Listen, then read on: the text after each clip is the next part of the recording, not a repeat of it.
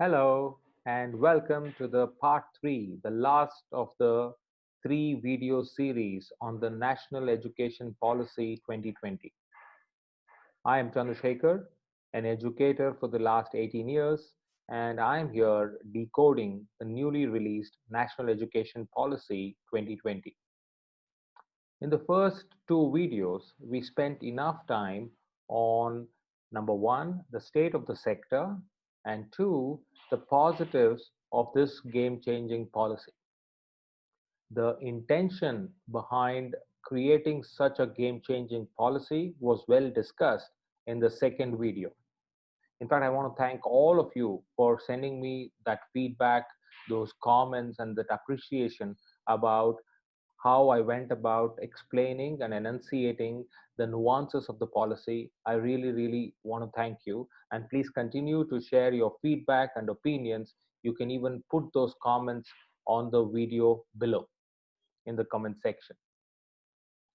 Now we come to the final video where we talk about what is the road ahead.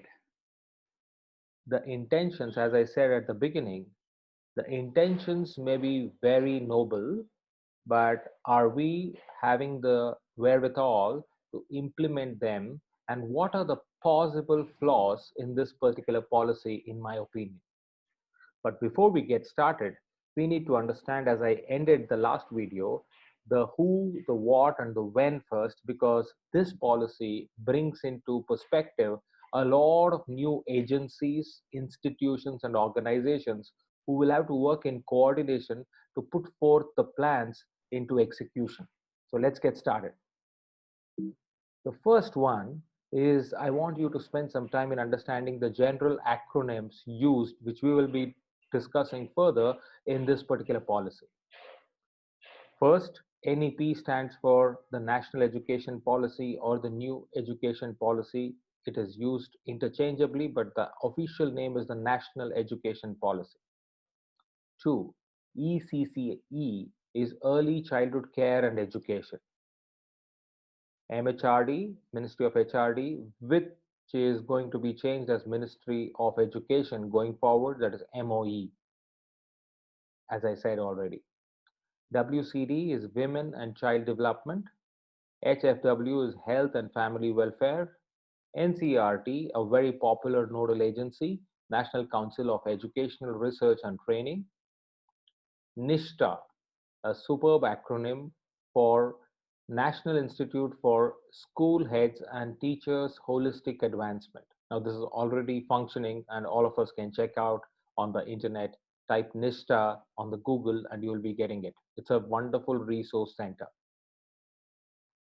SCERT is the State Council of Educational Research and Training, and there are n number of SCERTs for all the states in the country. So every state has their own SCERT. NCTE is the National Council for Teacher Education.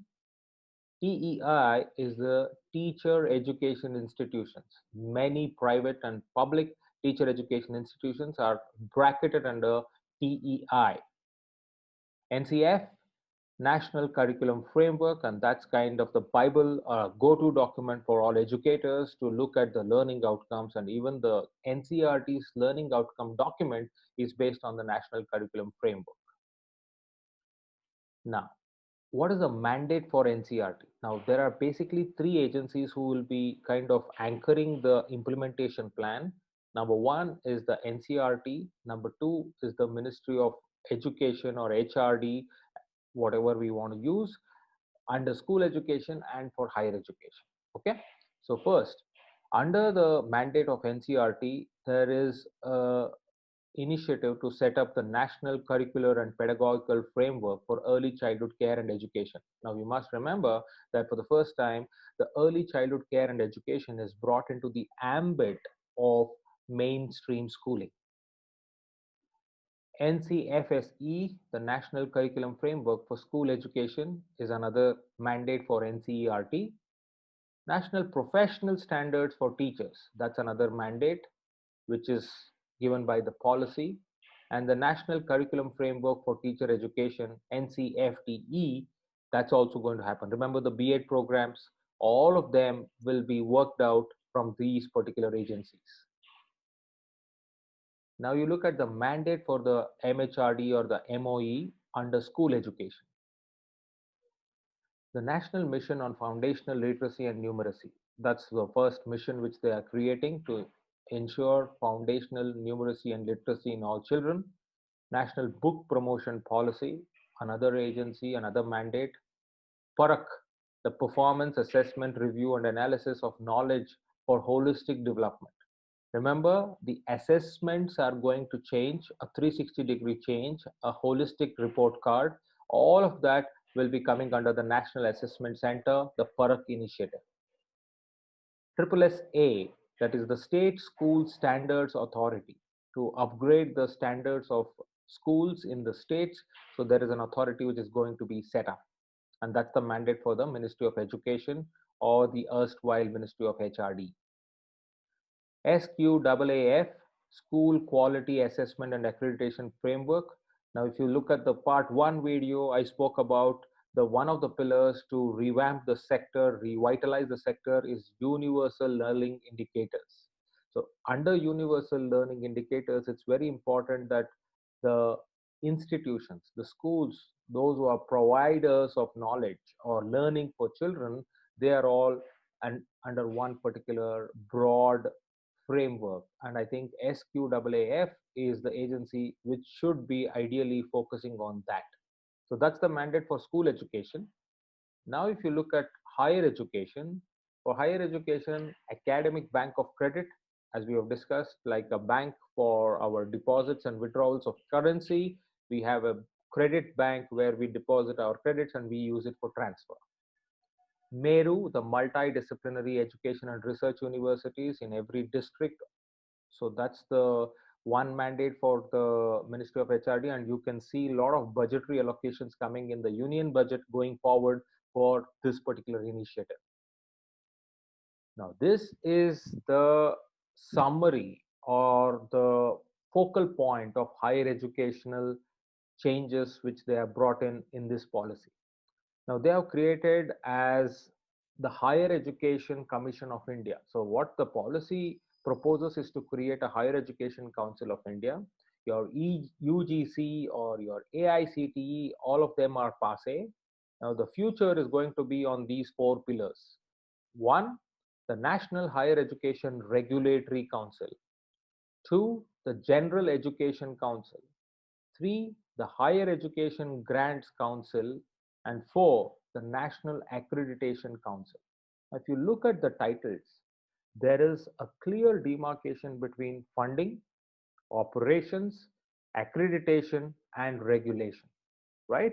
So that is the overall reorganization of all the higher education institutions in India. Not to forget, there is also a good amount of discussion in the media and in the public about foreign direct investment. The top 100 universities across the globe are invited to open up their shops inside the country. So they will also be under the ambit of the Higher Education Commission of India. So that has to be understood in that context. And then the last one is the National Educational Technology Forum. We know that technology is fast and seamlessly being integrated into all spheres of education. So there is a National Educational Technology Forum where all these edtech initiatives will be integrated and again further aggregated to serve the needs of the Indian education sector. So that's the whole idea of mandate. So we know who are the agencies responsible and what they are supposed to do, because this is very important to understand the implementation plan, and that's the reason I'm speaking on these particular mandates. Now with this, let's move forward to the next part. Oh, there is one more thing, which is Indian Institute of Translation and Interpretation. So we know that the sign languages and translations into regional languages have come up into the mainstream. So there is another institution which the Ministry of HRD or the Ministry of Education is going to focus upon. So I think with this, we complete the mandates. So let's move forward to the next part. Now here, We will give you a bird's eye view about the timeline of implementation of the early childhood education and the new assessment pattern. Now, here focus is only on these two things, the early childhood education and the assessment pattern. Now, if you look at the blocks above the line, the timeline, they focus on the early childhood education. Number one is starting from 2021-22, the next academic year, there is an initiating implementation of the first year or the 1 year of pre-primary school and 3 month preparatory module for class 1 students. That's the phase one. So the 3 month preparatory module will begin as early as the next academic year, 2021. In the year 2023-24, the academic year, the expansion of the 1 year of pre-primary school through primary schools and Anganwadis. That means the pre-primary schools will get expanded of in all the primary schools and the Anganwadis by 2023 and 2024. So that's the phase-wise implementation for the early childhood education. Now you come to the new curriculum and the assessment pattern. The focus is especially on the senior grades, grade 9, grade 10, grade 11, and grade 12, where in 2022, the grade 10 exams will follow the new pattern. The new board pattern will be introduced in the grade for the grade 10 classes in 2022. Now, what is the new curriculum? Seamless integration of subjects. Remember, we spoke about it in the video number 2. We spoke about introduction of digital literacy, the computational thinking patterns and skills, problem solving and creativity. All of them will be coming into the new curriculum. Then mixing and matching of your subjects. You don't have to study only one stream. You can actually pick and choose your subjects. All of that will be introduced, and the new examination or the assessment pattern will kick off from 2022. Again, the same thing for grade 12 will happen in the year 2024.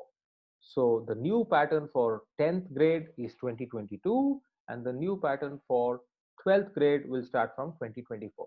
So if you look at it broadly, by the year 2025, we would have new system of early childhood education fully integrated into the mainstream schools, and new system of assessments which would be history by the year 2025 if all goes well as per this particular implementation plan.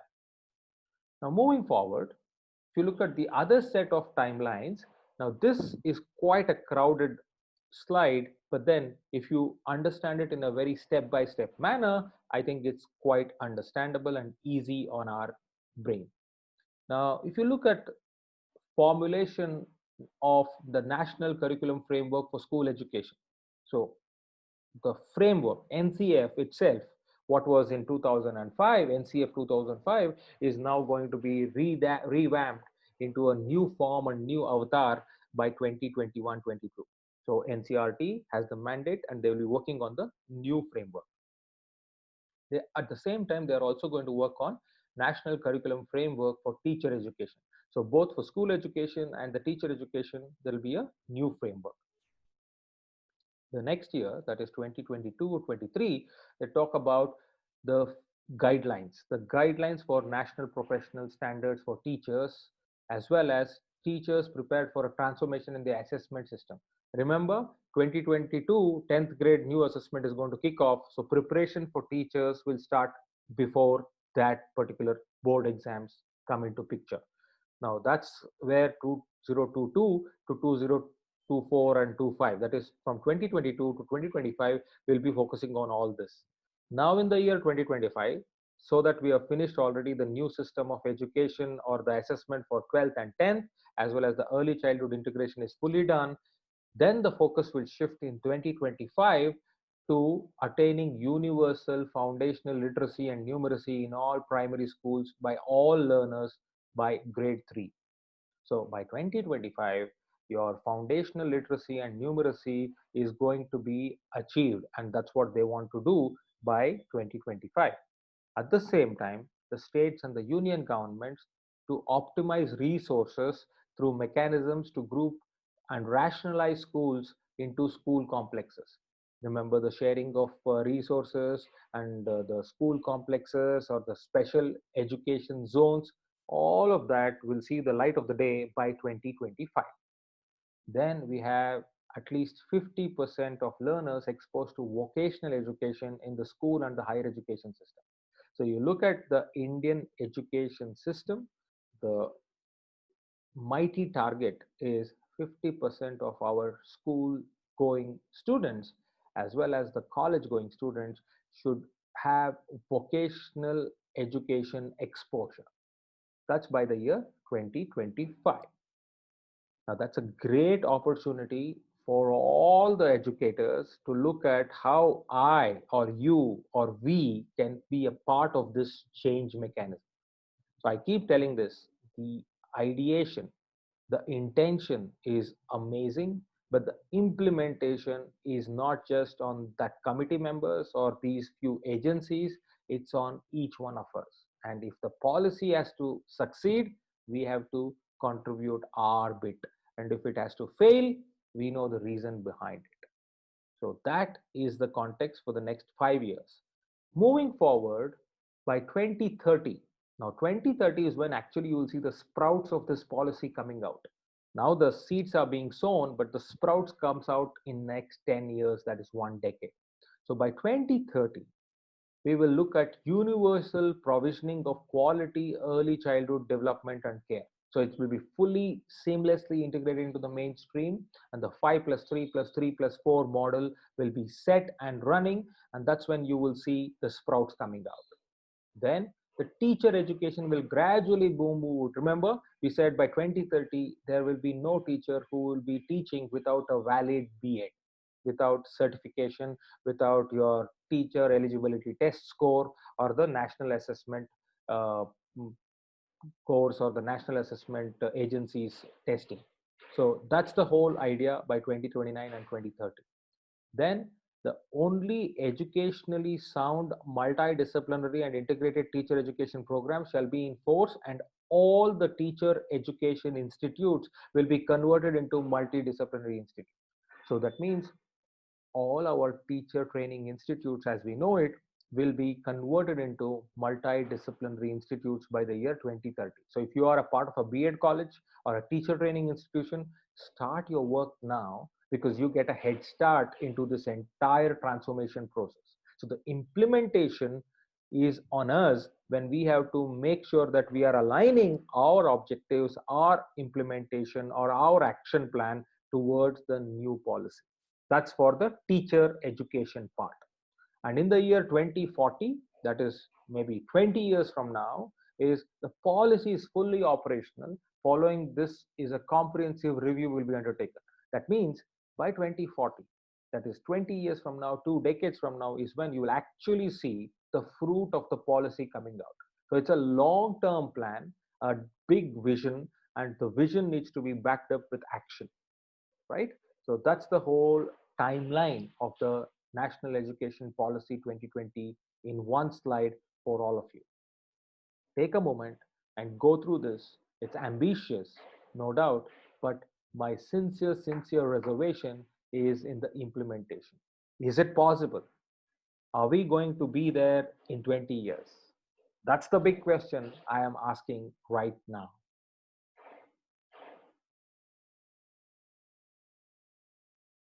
Now, if you look at some opinions, and here I am also talking about my opinion because this, as I have been saying, is my reading of the document.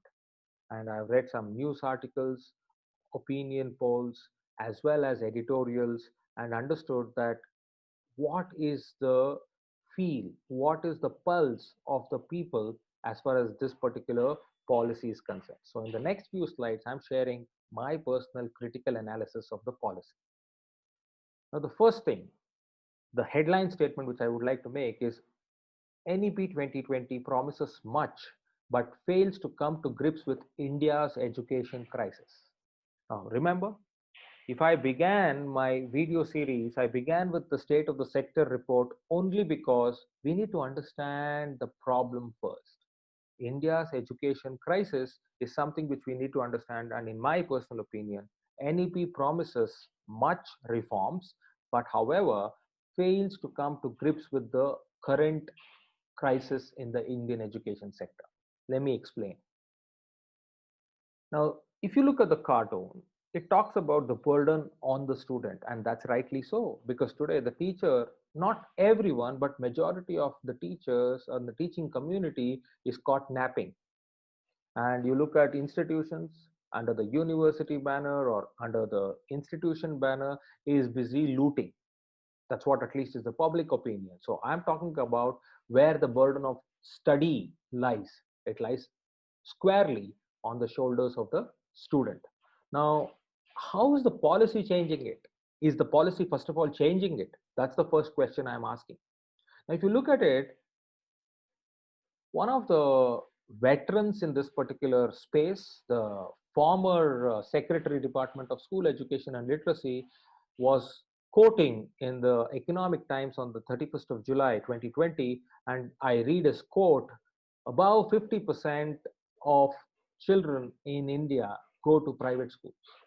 Now, this policy virtually ignores such schools. This is his quote. Now, that's where the concern is. The concern is that the policy is kind of blind towards private schools. Now, moving ahead, let me give you an example.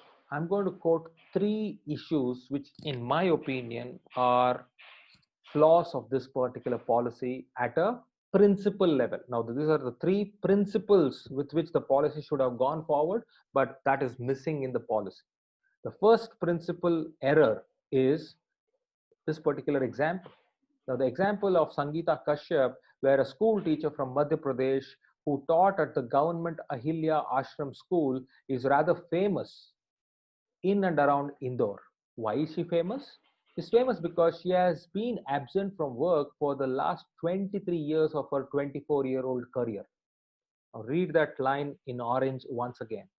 Out of the 24-year-old career she has enjoyed, 23 years has been absentee. She's an absentee for the last 23 years in the 24 years career. This is the big problem which Indian education is facing, is one of the red cards, as I call it, the teacher absenteeism. And this is predominant from the south to the north, to the west to the east. It's predominant in India. 1 out of 4 teacher is absent in state schools across India, and 1 in 2 who is present is not teaching. Now, you have multiple dimensions of absenteeism: physically present, mentally absent, physically and mentally absent. So, multiple dimensions. Now, that is totally ignored by the policy. In my opinion, that should be the first principle to check the thing, because you want to build a new system, fair enough, but then plug the hole in the current system. That's number one. The number two is, all right, I've already spoken about teacher accountability. So that's the point which I was talking about. Now, the number two is this. Now, this is a quote from Hattie in 2013, and it speaks about when teachers become burned out or worn out, their students' achievement outcomes are likely to suffer because they are more concerned with their personal survival. Now, fast forward and look at it in 2020, what is happening? Today, the teachers are surviving, are focusing on their personal survival, and because of the personal survival, they have made a quick crash course into digital teaching. Now, you look at student outcomes. Well, it is too early to measure that, but are the student outcomes going to be encouraging? Now, big question there again is, forget about private schools. What about public schools? I, for one, know about the situation in Hyderabad, Telangana, southern state, where the government has not yet even released the new syllabus as of August 12th. The government has not told about the online teaching guidelines to the public school teachers. And 9 lakh schools are functioning under the government ambit in Telangana state alone, to quote an example. Now, what's happening? They are focusing on their personal survival. They want salaries. They are busy fighting for that. They are busy fighting for their survival needs. Now, what happens to the students? What happens to the learning outcomes? Now, it's an extraordinary situation, the pandemic, so I don't want to extrapolate this into the long term space, but the essence in principle remains the same. We need to take care of teachers' wellness. Teachers' absenteeism is an important issue which needs to be addressed, but teachers' well being is another important issue, in my opinion, which needs to be addressed, but that is grossly missing in the policy. Now, well being does not mean only financial. Physical, spiritual, environmental, emotional, intellectual, occupational, and social. And my problem is the policy do not talk about any of these issues at a greater depth. Now, the first thing I want to raise here is what is stopping the government and the policy in making teaching profession a respectable one?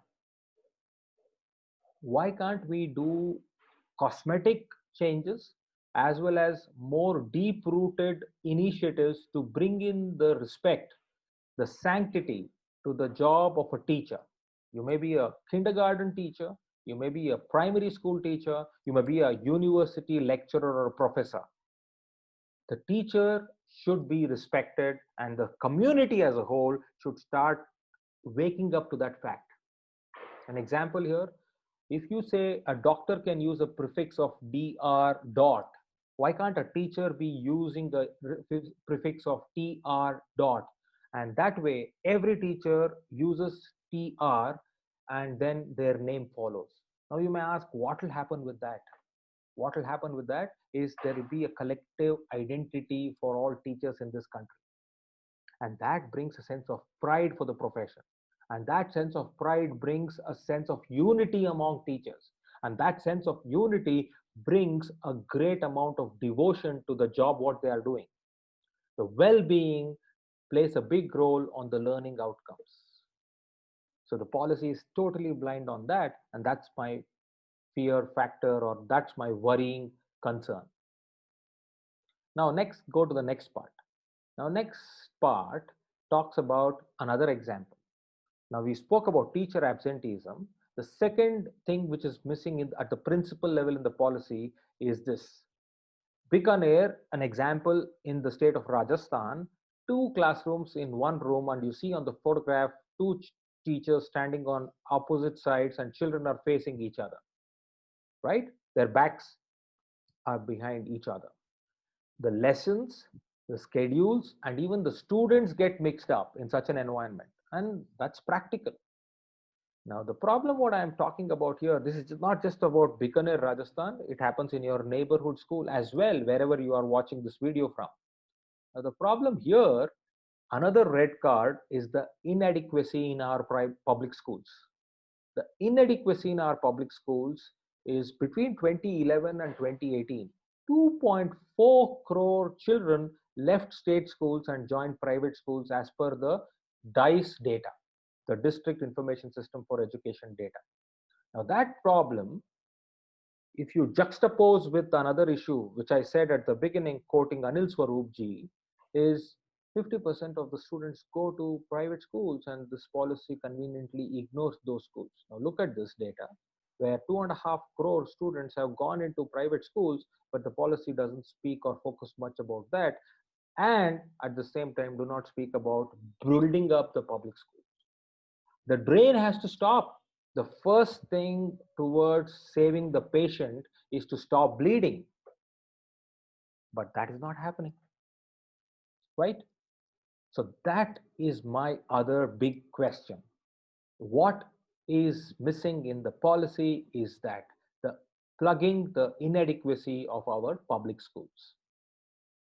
School voucher system is one solution. Now, why do I speak of school vouchers? Because evidence says that the Andhra Pradesh School Choice program, which was launched early 2004, 2005, and there was research done there where the socially deprived classes in the society got equal opportunity to choose a school. Now, what happens in a school voucher, for those of you who are not aware, is there is a direct benefit transfer to every parent, and the parent makes the decision of sending the child to either a public school or a private school or whichever school, and they get the benefit like a voucher, and they use that voucher to pay the fees. Now, what happens here is they are in charge, they are in command of their future, of their destiny. That way, the best quality school in the neighborhood gets to attract the students, and thereby the learning outcomes are at least measurable. So that's another option which we have, but the policy do not speak about that particular thing of building the inadequacy gaps in the public school system. Now, the third red card in the principle of the NEP is this: the ineffective government system. Now, we all know about this, we all have spoken about it, which is overall, it costs one third of whatever it costs in running a government school. Now, there are various numbers which are in the market, whether it is a state government owned school or a central government run school. The cost of running education is three times more compared to the cost of running the same education inside a private school. Now, I'm not professing for private school here, but what I'm talking here is optimization of resources. Optimization of resources. As a government, we all have heard about this before and we all have known about this before. We should focus on funding schools and not running them. The government has bigger things to look into. They should focus on funding the school system and not running the school system. Today, what is happening is the same person is operating the school, the same person is regulating the school, and thereby the quality is missing. So, the policy speaks a little about this differentiation or demarcation of authority at the higher education level. If you remember the four different councils which they are creating under the Higher Education Council of India or the Commission of India, but at the school level, it's grossly missing. So, we need to look at it from that perspective, in my opinion. Now, that's about the principles. Now, at the practical level, in my opinion, NEP is overstepping the line in all these five areas. One, centralization. Two, overregulation. Three, hostility towards private enterprise in education. Four, self propagation of board of governors for generations in the higher education space. And five, digital safety. Now, let me quickly take you through these five parts, and then we will see how well we can plug this and we can safeguard. Centralization. Now, you all know that the centralization has its own ill effects. The structure of centralization overloads the leadership, and they have less time to think, reflect, and make decisions. That's the big problem, and the policies still do not answer that. Overregulation, I've spoken about it. So you keep checking people at every step. Where do they work? Where do they really perform? Where do they act? So that's the problem. So at every step, you have rent seeking methodologies or mechanisms, and that is not going to help. So overregulation is not going to help. If you remember in the video one, I spoke about there are no regulations or regulatory mechanisms to regulate learning outcomes. There are enough and more regulatory mechanisms for input related services in the education space, the land or the infra or the salary structure or the safety protocols, which is all fine, but how much is too much? That's the question. Third, in my opinion, the biggest self goal of NEP is not for profit, not focusing on removing not for profit in education. Why do I say that? Is because of this particular statistics. 9 of the world's top 10 economies allows for profit schools, that is for profit schools. Then why can't India do it? Why can't India do it? It's not enough if you follow Finland model or Singapore model of education just in the pedagogy or the curriculum, but the ecosystem has to change for the action to take place inside the system. That's my opinion. Now, here you look at it, the bias for profit education with its defining vision of education as a public service that excludes viable private investment. Any company, any startup, or any enterprise looks for one, returns, two, sustenance, and three, growth. Now, if your returns itself is not there, why will they focus on sustenance and growth? That's my question. The second one is the goal of achieving 50% gross enrollment ratio in higher education by 2035, up from the current 26%, is worth its weight in gold. I agree. We need to increase the gross enrollment ratio. However, it will need revamping up supply side dramatically. Supply side is the number of education institutions which are opening up, which will open up to attract that number of students so that your gross enrollment ratio goes up. Now, if that does not have an incentive, how will you ensure gross enrollment ratio to go up by 50%? That's another question. So NEP really disappoints here by failing to allow for-profit education. If I have to explain this a little further in another dimension, considering the higher education, private higher education institutions are being told to offer more free ships and scholarship as per the policy, which the government institutions should be providing in turn. And then this over-regulation is basically creating quite a toxic environment for the educational ecosystem. And that is actually stifling private investment, and it hurts the student the most. Because if you are forcing private schools, remember what happened with RTE. RTE came in and said you will give 25% of seats of your school to people from lower economic background. Now what happens? Schools started taking their smaller grades, that is the first grade of entry, they started reducing so that the 25% margin becomes smaller. Now what happened with this? The student is suffering. It's not anybody else. The direct sufferer is the student. So we need to be careful about these things. Another thing which I saw is this particular thing. I found it quite amusing because if you look at the rule or the policy's recommendation on the board of governors for higher education, they say that you actually appoint a board of governors in the beginning, and then as a self-fulfilling prophecy, that board of governors will start nominating or recommending the future board of governors. So there is no democratic elections there. It is just by filling the seat by nomination. Now my problem is this: if the first set of board of governors believe in a particular thought process, no, there is no question of innovation, or there is no question of new thing coming in, because it is just a self-fulfilling prophecy where they will start replacing themselves when time comes with their own clones. Now, that's not going to do any good to any institution. Leave aside the student. So that's another practical issue. And the last of the 5 practical problems or flaws, as I call it in the NEP, is this: digital literacy has been spoken enough.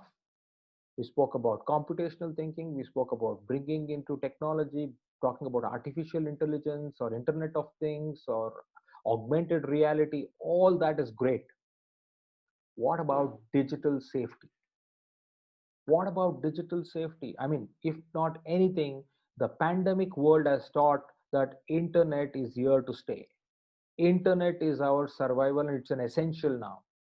Now, if children are spending more time on the internet, what about their digital safety?